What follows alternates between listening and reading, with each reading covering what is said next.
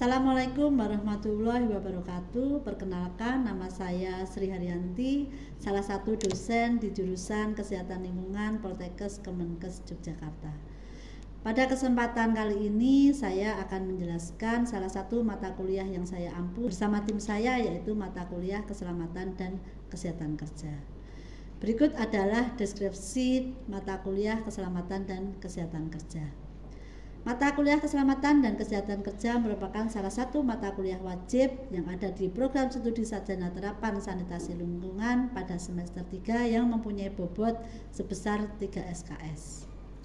Adapun capaian pembelajaran mata kuliah K3 diharapkan setelah mahasiswa mendapatkan perkuliahan mata kuliah K3 ini, mahasiswa mampu menjelaskan tentang pengertian dan ruang lingkup keselamatan dan kesehatan kerja, menjelaskan tujuan keselamatan dan kesehatan kerja, menjelaskan pengamatan, pengukuran, pengawasan lingkungan kerja, menjelaskan manajemen keselamatan dan kesehatan kerja, menjelaskan tentang penyusunan formulir inspeksi keselamatan dan kesehatan kerja, menjelaskan langkah-langkah pemeriksaan atau inspeksi keselamatan dan kesehatan kerja, mempraktekkan pemeriksaan atau inspeksi keselamatan dan kesehatan kerja, melakukan seminar hasil laporan praktek pemeriksaan atau inspeksi keselamatan dan kesehatan kerja. Kemudian dapat melaporkan praktek pemeriksaan atau inspeksi lingkungan, keselamatan dan kesehatan kerja. Adapun materi pembelajaran pada mata kuliah K3 yaitu pada pertama mempelajari mengenai pengertian keselamatan dan kesehatan kerja dan peraturan perundang-undangan tentang keselamatan dan kesehatan kerja. Pertemuan kedua mengenai sistem manajemen keselamatan dan kesehatan kerja atau SMK3. Pertemuan ketiga faktor lingkungan fisik, kimia, biologi, psikologi di lingkungan kerja. Pertemuan keempat faktor kimia, debu, gas, uap, cair padatan di lingkungan kerja. Pertemuan kelima Hazard Identification Risk Assessment and Assessment Control atau HIRACS. Pertemuan keenam pengelolaan penyakit akibat kerja dan penyakit yang berhubungan dengan pekerjaan. Pertemuan ketujuh mengenai analisis kecelakaan kerja. Kemudian pada pertemuan ke-9 yaitu pemantauan kualitas faktor lingkungan fisik, kimia, biologi, psikologi, keselamatan dan kesehatan di tempat kerja. Kemudian pada pertemuan ke-10 mengenai pemantauan kualitas faktor lingkungan iklim kerja, radiasi dan getaran di tempat kerja. Pada pertemuan ke-11 mengenai keselamatan dan kesehatan kerja rumah sakit atau K3RS. Pertemuan ke-12 faktor lingkungan kerja, radiasi dan getaran. Pertemuan ke-13 pemeriksaan pengukuran kelelahan kerja. Pertemuan ke-14 pengukuran sensitivitas pendengaran dan kapasitas vital paru. Pertemuan ke-15 presentasi laporan hasil praktek. Kemudian untuk perkuliahan mata kuliah K3 itu sendiri terdiri dari perkuliahan teori dan praktek. Pada perkuliahan teori membahas mengenai pemahaman dasar tentang pengertian tujuan keselamatan K3, ruang lingkup K3, peraturan dan dasar hukum K3, sistem manajemen K3, HIRACS, kecelakaan kerja dan penyakit akibat kerja, statistik kecelakaan kerja, monitoring dan pengendalian lingkungan kerja, serta pemantauan terhadap keselamatan dan kesehatan kerja. Kemudian pada perkuliahan praktek terdiri dari praktek laboratorium dan praktek lapangan. Perkuliahan praktek yang diselenggarakan di laboratorium meliputi praktek pemantauan kualitas lingkungan fisik di tempat kerja, yaitu pengukuran suhu, kelembaban, kebisingan, pencahayaan, kecepatan aliran angin, radiasi, pengukuran kelelahan kerja, uji pendengaran dengan metode audiometer, serta kapasitas vital paru dengan metode spirometer. Kemudian pada perkuliahan praktek lapangan meliputi praktek kunjungan lapangan di industri, yaitu dengan melakukan pengukuran kualitas lingkungan fisik dan biologi di tempat kerja, kemudian melakukan identifikasi bahaya di tempat kerja. Untuk mencapai tujuan mata kuliah tersebut, sistem pembelajaran yang dilakukan secara interaktif yaitu berupa ceramah, kemudian diskusi, penugasan, praktek laboratorium, serta praktek lapangan dan seminar hasil praktek. Perkuliahan teori dapat dilaksanakan secara luring yang dilaksanakan di kelas maupun secara daring dengan menggunakan media Zoom atau Google Meet. Selain itu, perkuliahan dapat menggunakan LMS yang ada di Poltekkes Kemenkes Yogyakarta, yaitu Pepeling. Ya. Dalam Pepeling ini efektif untuk digunakan karena di dalamnya terdapat fasilitas untuk memuat materi perkuliahan, diskusi, tugas, kuis, dan dapat digunakan sarana untuk menyelenggarakan UTS maupun UAS. Mata kuliah K3 ini diselenggarakan dengan 16 kali pertemuan termasuk UTS dan UAS. Adapun penyelenggaraan UTS pada pertemuan ke-8 dan UAS pada pertemuan ke-16. Penilaian dilakukan pada saat mahasiswa melakukan diskusi seminar di kelas, kemudian pada laporan praktikum, UTS, penugasan, serta UAS. Prosentase bobot penilaian pada masing-masing item tersebut ditentukan oleh dosen dan mahasiswa sesuai dengan kesepakatan yang tertuang pada kontrak belajar. Adapun presentasi penilaiannya pada perkuliahan yang telah berjalan, yaitu untuk UTS sebesar 20%, UAS sebesar 20%, laporan praktek ataupun tugas sebesar 25%, serta seminar praktek adalah 25%. Ya, demikian penjelasan mengenai mata kuliah K3 beserta dengan sistem pembelajarannya. Untuk selanjutnya, marilah kita saksikan salah satu video pembelajaran pada kegiatan perkuliahan teori mata kuliah K3 di pertemuan kelima, yaitu dengan materi HIRAK. Selamat menyaksikan dan wassalamualaikum warahmatullahi wabarakatuh. Assalamualaikum warahmatullahi wabarakatuh. Waalaikumsalam. Apa kabar teman-teman, semua sehat? Sehat. Oke, baik. Sebelum kita mulai perkuliahan pada siang hari ini, marilah kita berdoa sesuai dengan agama dan kepercayaan kita masing-masing. Berdoa, mulai.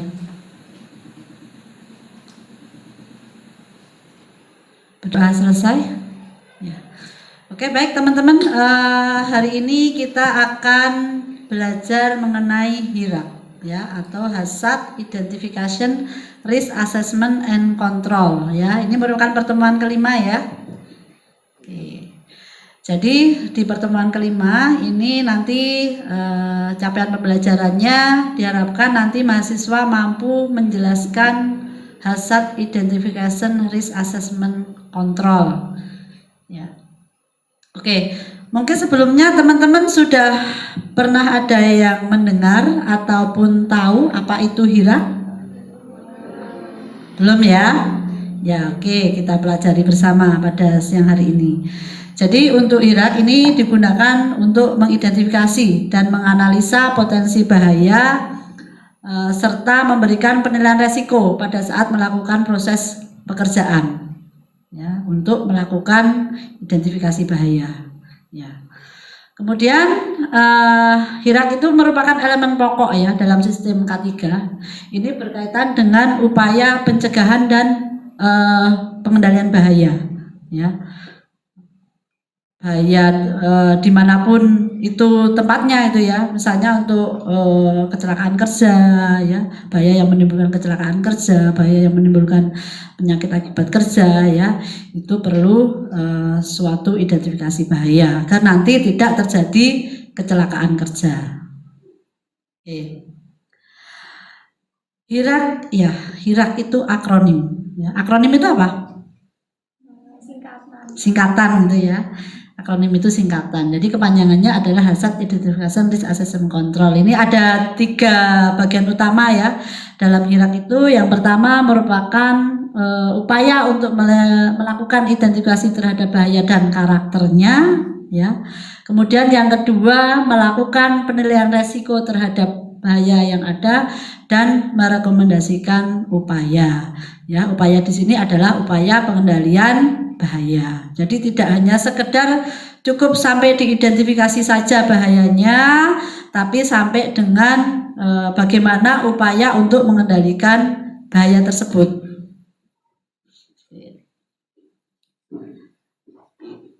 Hanya tadi adalah hazard, ya. Hazard itu apa, ya?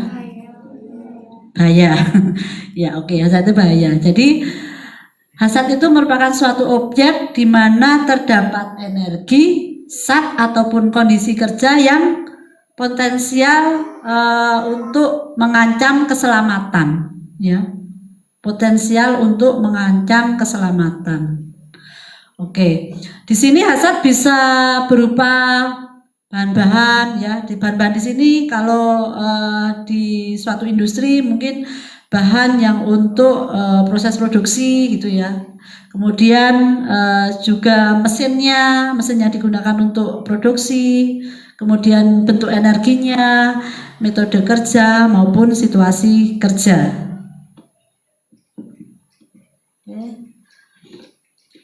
Ya, jadi hazard ini merupakan sumber bahaya yang potensial yang bisa menimbulkan kerusakan, ya, bisa menimbulkan kerusakan atau HAM. Oke, nah, kemudian sesuatu yang dapat menimbulkan resiko atau membahayakan itu tadi disebut HAM, ya. Misalnya tadi dari bahan kimia itu atau chemical, kemudian ada panas, ada kebisingan, ada mesinnya gitu ya. Kemudian termasuk juga sesuatu yang bisa menyebabkan tekanan psikis atau tekanan kejiwaan. Itu merupakan hazard juga, ya. Jadi di sini juga meliputi praktek atau kondisi yang mempunyai resiko atau potensi menimbulkan bahaya atau kerusakan, cedera atau kerusakan. Nah, ini untuk HAM itu sendiri adalah kerusakan atau bentuk kerugian, ya. Bisa berupa kematian, kemudian cedera, sakit fisik, kemudian kerusakan properti, kerugian produksi, kerusakan lingkungan maupun kombinasi dari kerugian-kerugian tersebut. Selain menimbulkan kerusakan, dia juga menimbulkan kerugian jiwa, mungkin bisa menimbulkan fisik, kerugian material, ya. Itu merupakan suatu HAM, ya, kerusakan tadi, ya. Oke. Nah, ini ada beberapa jenis potensi bahaya, ya. Ada potensi bahaya itu ada bermacam-macam. Ada yang dari fisik. Siapa yang tahu potensi bahaya fisik? Mbak Gina mungkin tahu. Apa contohnya? Potensi bahaya fisik. Mbak Dia? Ya. Bahaya fisik sendiri diantaranya ada radiasi, kemudian ada bising dan laser dan cahaya.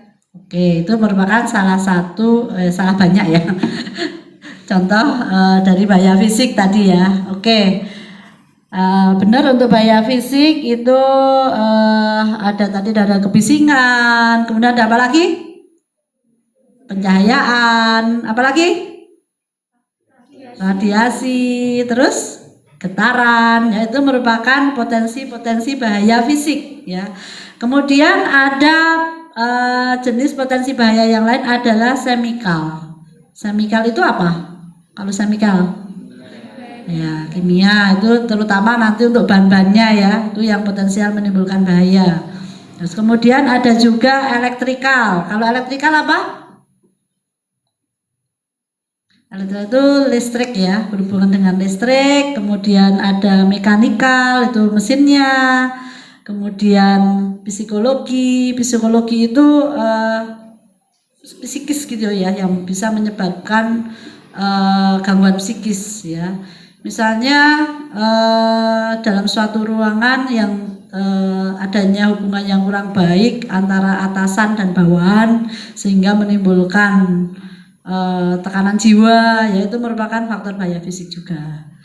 Nah, kemudian ada juga bahaya biologi, ya.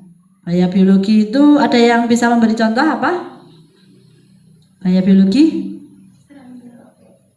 Apa? Virus, serangga, ya, bakteri, ya, mungkin mikroorganisme. Itu merupakan bahaya-bahaya dari biologi, ya. Kemudian ada juga ergonomi, ya. Jenis potensi bahaya yang lain adalah ergonomi. Kalau ergonomik apa? Nah, ya itu angkat angkut gitu ya, angkat angkut atau kesesuaian antara alat dengan tenaga kerjanya ya. Mungkin suatu tenaga kerja yang tidak menggunakan alat yang tidak ergonomis dengan tubuhnya ya, itu bisa potensial menimbulkan bahaya gitu ya. Mungkin cedera di punggung, di pinggang ya. Itu juga merupakan salah satu bahaya dari faktor ergonomi ya. Oke, ini tadi contohnya ya, bahaya-bahaya tadi. Nah, kemudian diperlukan suatu manajemen resiko ya, manajemen resiko ya.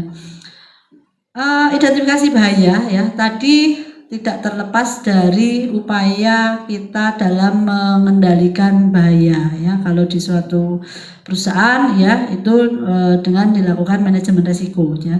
Jadi untuk manajemen resiko itu merupakan penerapan secara sistematis ya dari kebijakan manajemen ya, kebijakan manajemen dalam kegiatan identifikasi bahaya, kemudian analisa, penilaian, penanganan dan pengendalian risiko. Nah ini memang untuk identifikasi bahaya itu merupakan elemen pertama yang harus dilaksanakan dalam manajemen resiko ya. Jadi unsur manajemen resiko yang pertama itu adalah melakukan identifikasi bahaya di tempat kerja. Oke. Ya ini jadi untuk identifikasi bahaya itu sendiri merupakan suatu kegiatan mencari, kemudian menemukan, mengumpulkan, meneliti, mendaftarkan, mencatat sampai dengan mendapatkan informasi bahaya yang ada di tempat kerja itu sendiri. Ya. Ini beberapa contoh ya, pedoman kalau kita melaksanakan identifikasi bahaya di suatu tempat kerja gitu ya. Nanti teman-teman bisa menggunakan pedoman ini ya. Yang pertama adalah dengan pertanyaan, apakah sumber yang berpotensi untuk menjadi cedera atau kerugian ya. Nah, dengan pertanyaan itu ya, itu kita bisa menemukan ya sumber apa sih yang berpotensi untuk menjadikan cedera atau kerugian ya, sehingga nanti bisa dioptimalkan dalam upaya pencegahannya ya. Kemudian selanjutnya adalah siapa yang dapat cedera ya. Bahaya itu bisa melukai siapa saja, itu bisa didata ya. Kemudian selanjutnya apa yang dapat rusak atau terganggu ya. Kalau ada bahaya itu yang dapat rusak apa saja. Kemudian bagaimana kejadian ini mungkin terjadi. Nah, kalau sudah tahu elemen-elemennya tadi ya, itu nanti kita bisa melakukan langkah-langkah pengendalian ya. Bisa sebagai dasar untuk mengambil keputusan upaya apa yang harus dilakukan untuk melakukan pengendalian terhadap bahaya tersebut. Nah, tentu kalau kita melakukan identifikasi bahaya ya, kita juga perlu untuk melaksanakan penilaian suatu resiko ya. Penilaian satu resiko. Nah, ini yang digunakan sebagai langkah untuk menentukan tingkat resiko ya. Ini bisa dilihat dari seberapa banyak kemungkinannya terjadi bahaya tersebut ya, dan keparahan yang ditimbulkan bahaya tersebut. Kemudian selanjutnya adalah untuk penilaian resiko ya. Penilaian resiko itu bisa dilaksanakan baik secara analisa kualitatif maupun kuantitatif ya. Oke, di sini mungkin akan saya jelaskan dulu seperti apa penilaian resiko dengan analisa kualitatif ya. Untuk analisa kualitatif ya, ini biasanya berbentuk kata atau sajian secara deskriptif gitu ya. Nah, nanti untuk resikonya bisa digambarkan apakah resiko itu sedang, tinggi ataupun rendah. Itu merupakan analisa kualitatif. Ya, bagaimana kita mengetahuinya gitu. Nah, ini ada beberapa nilai tingkat keparahan yang nanti bisa digunakan untuk menilai suatu resiko. Skornya dari 1 sampai 5 ya. Ini bisa teman-teman jadikan pedoman nanti kalau teman-teman melaksanakan identifikasi bahaya di tempat kerja gitu ya. Nilainya skornya dari 1 sampai 5. Untuk 1 itu merupakan kejadian yang tidak terjadi cedera ataupun kerugian finansialnya kecil. Kemudian tingkat 2 itu tingkat keparahannya kecil ya, untuk cederanya sedang dan kerugian finansialnya juga sedang. Kemudian untuk yang 3, skornya 3 itu yang sedang ya. Jadi walaupun cederanya sedang, yang membedakan dengan yang skornya 2 itu kalau yang 3 itu memerlukan penanganan medis ya. Memerlukan penanganan medis dan kerugian finansialnya sudah besar gitu ya. Terus kemudian untuk yang nilainya 4 ya atau kategorinya berat itu cederanya berat lebih dari 1 orang dan kerugiannya besar sekaligus menimbulkan gangguan produksi gitu ya, menimbulkan gangguan produksi. Kemudian untuk yang skornya 5 itu dikategorikan sebagai bencana ya, yang mengakibatkan fatal lebih dari 1 orang, kerugiannya sangat besar, kemudian dampaknya juga luas ya, terjadi dalam waktu yang lama ya. Itu kalau deskripsi dari tingkat keparahan skor 1 sampai 5 seperti itu. Nah, ini untuk gambaran keparahannya kita bisa melihat di tabel itu ya. Jadi untuk misalnya di sini tingkat keparahannya adalah serius, kemungkinan terjadinya jarang ya. Itu resikonya apa teman-teman? Kalau melihat data di sini, kalau keparahannya dia serius, kemungkinan terjadinya jarang, tinggi ya. Oke. Kemudian kalau keparahannya sedang, kemungkinan terjadinya sering, resikonya apa? Tinggi juga. Keparahannya ringan tapi dia kemungkinan terjadinya tinggi, jarang. Apa? Rendah ya. Oke, ini hampir sama dengan matrik yang tadi. Selanjutnya ini yang menggambarkan antara matrik analisis risiko, kemungkinan dan tingkat keparahannya. Oke, ini ada interpretasinya ya. Nanti teman-teman bisa melihat interpretasinya menyesuaikan. Kalau E di sini ya, E itu resikonya adalah ekstrim ya. Ekstrim itu dia sangat beresiko sehingga dibutuhkan tindakan secepatnya ya. Kemudian T resikonya tinggi ya, itu kalau T ini ya resikonya tinggi, ini beresiko besar, dibutuhkan perhatian dari manajemen ya. Kemudian M itu resikonya sedang ya, resikonya sedang, tanggung jawab manajemen harus spesifik. Dan L resikonya rendah, sehingga walaupun rendah ini tetap harus memerlukan penanganan dengan prosedur yang rutin yang dilaksanakan sesuai dengan SOP ya, SOP yang ada di perusahaan. Nah, ini merupakan contoh formulir identifikasi bahaya, penilaian dan pengendalian resiko ya di suatu rumah sakit ya. Nanti teman-teman kalau praktek belajar lapangan di rumah sakit bisa menggunakan formulir ini untuk melaksanakan identifikasi bahaya ya. Jadi misalnya lokasinya di poliscreening ya. Nah, itu aktivitas pekerjaannya itu screening awal pasien ya, menggunakan thermoscanner ya. Nah, dilihat untuk bahaya yang ada di situ apa ya, jenis bahayanya tadi ada bahaya apa saja, faktor bahayanya tadi? Ekonomis, biologi, fisik, kimia, psikis atau psikologi gitu ya. Nanti dilihat jenis bahayanya apa yang ada di situ. Tuliskan di kolom bahaya ya. Jenisnya apa, detailnya seperti apa ya. Kalau melakukan screening itu berarti terjadi kontak dengan pasien ya, sehingga kemungkinan akan terkena droplet mungkin ya, percikan ludah gitu. Terus kemudian resikonya apa ya? Nah, kalau droplet yang mengandung virus atau bakteri ya kemungkinan akan mengkontaminasi petugas tersebut ya. Jadi resikonya nanti akan terkontaminasi bakteri atau virus. Terus pengendaliannya bagaimana ya?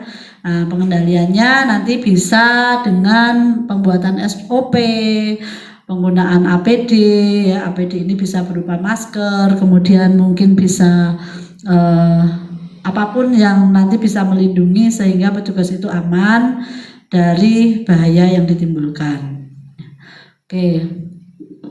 Nah, itu kegiatan-kegiatan ya untuk identifikasi bahaya itu diinventarisir gitu ya. Nanti diidentifikasi apa jenis bahayanya yang ada di situ dan bagaimana upaya pengendaliannya ya gitu. Terus untuk resikonya nanti diberikan resiko awal sesuai dengan tadi yang sudah saya berikan contoh untuk perhitungan resikonya ya, itu nanti termasuk resikonya resiko berat, ringan maupun sedang gitu ya, nanti disesuaikan sesuai dengan yang ditimbulkan tuh.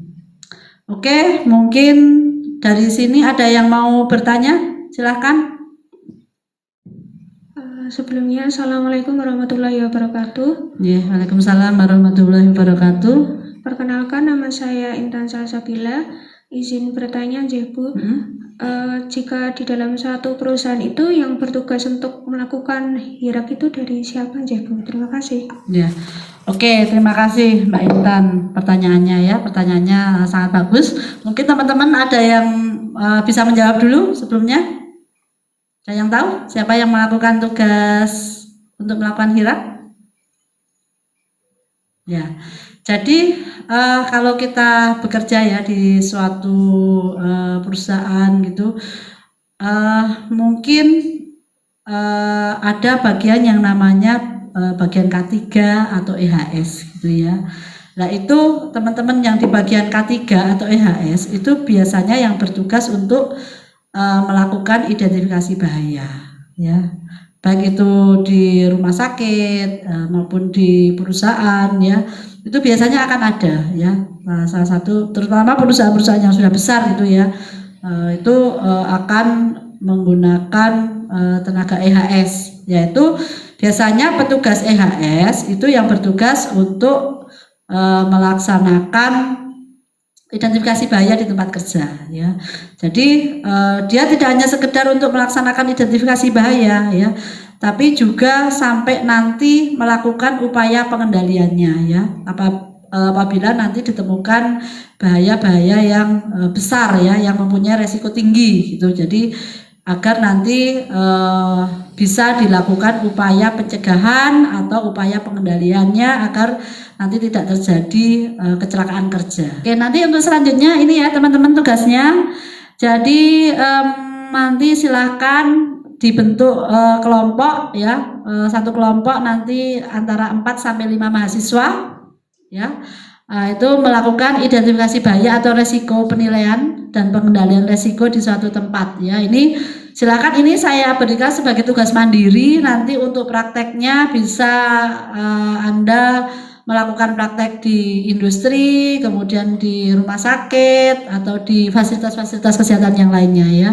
Jadi silakan nanti melakukan identifikasi bahaya beserta nanti matrik-matriknya ya, sehingga nanti diketahui ini resikonya sedang, rendah maupun tinggi dan bagaimana upaya pengendaliannya.